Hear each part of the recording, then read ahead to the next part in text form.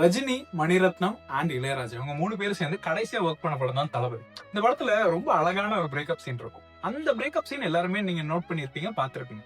But அதுக்கு முன்னாடி ஒரு 2 சீன் கன்சிகூட்டிவா வரும். அந்த 2 சீன் தான் அதை இன்னுமே அழகுபடுத்திச்சு. ஃபர்ஸ்ட் சீன்ல மம்முட்டி இவருக்காக பொண்ணு கேட்க போய் மம்முட்டி அசிங்கப்படுத்தி அனுப்பிச்சு விட்டுருப்பாங்க. சரி நீங்க எதுக்கு போனீங்கன்னு சொல்லிட்டு ரஜினி கேட்டுட்டு இருப்பாங்க. ஆக்சுவலா ரஜினிக்கு சோபனா மேல அவ்வளவு அன்பு இருக்கும், அவ்வளவு பிரியம் இருக்கும் இந்த படத்துல. ஆனா நம்ம கஷ்டம் மம்முட்டிக்கு தெரிய வேணாம் அப்படின்னு சொல்லிட்டு மம்முட்டி முன்னாடி சும்மா சோபனாவை திட்டுவார். இவ என்ன பெரிய ரம்பா, இவ்வளவு விட்ட வேற பொண்ணே இல்லையா என்ன? மம்முட்டி அங்கிருந்து பின்னால இருந்து மெதுவா நடந்து வந்து உட்காந்துட்டு மெதுவா கேட்பார், தப்பு பண்ணிட்டேன் சூர்யா, தப்பு பண்ணிட்டேன் சூர்யா.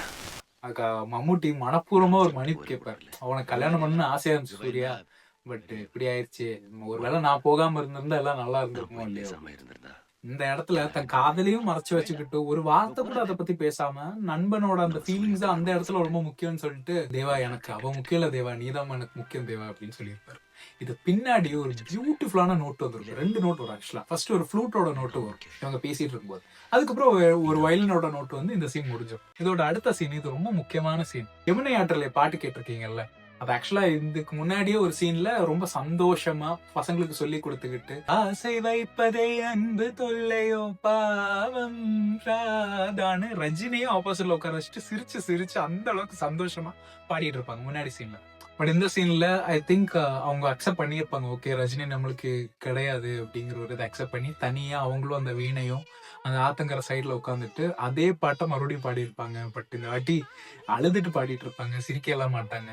அண்ட் அதோட அடுத்த சீனு அந்த பிரேக்கப் சீன். சோபனா பக்கத்துல வந்துட்டு எனக்கு கல்யாணம் நிச்சயம் பண்ணிருக்காங்க அடுத்த வாரம் அப்படின்னு சொல்லிட்டு இவருக்கு கோவம்லாம் இருக்காது. மனுஷன் ஃபுல் சோகத்துல இருப்பார். செப்பலை கீழே போட்டுட்டு எந்திரிச்சு நடக்குது அப்படியே போலான்னு போகும்போது, யாரு கல்யாணம் பண்ணி போறீங்க கூட கேட்க மாட்டீங்களா? யாரு?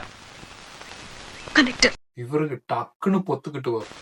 ஓ பண்ணிக்கோ, யார் வேணாம்னு சொல்றாங்க, ஏன் நிக்கிற, போ பண்ணிக்கோ. அதுக்கப்புறம் ரொம்ப யதார்த்தமா 2-3 கேள்வியும் கேட்பாரு. நான் அவனை பார்த்து பிடிச்சிருக்குன்னு சொன்னேன், நான் அவன் தொழில் சாஞ்சு அழுத.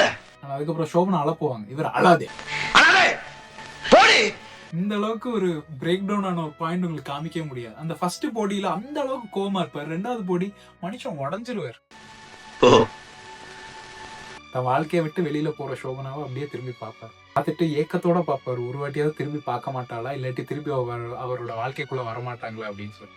ஆனா இங்க மறுபடியும் முன்னாடி ஃப்ளூட்டுக்கு அப்புறம் வயலின் வந்துச்சுல, அதே மாதிரி இங்க ஃபர்ஸ்ட் வயலின் வரும், அதுக்கப்புறம் ஃப்ளூட்டோட நோட்டு.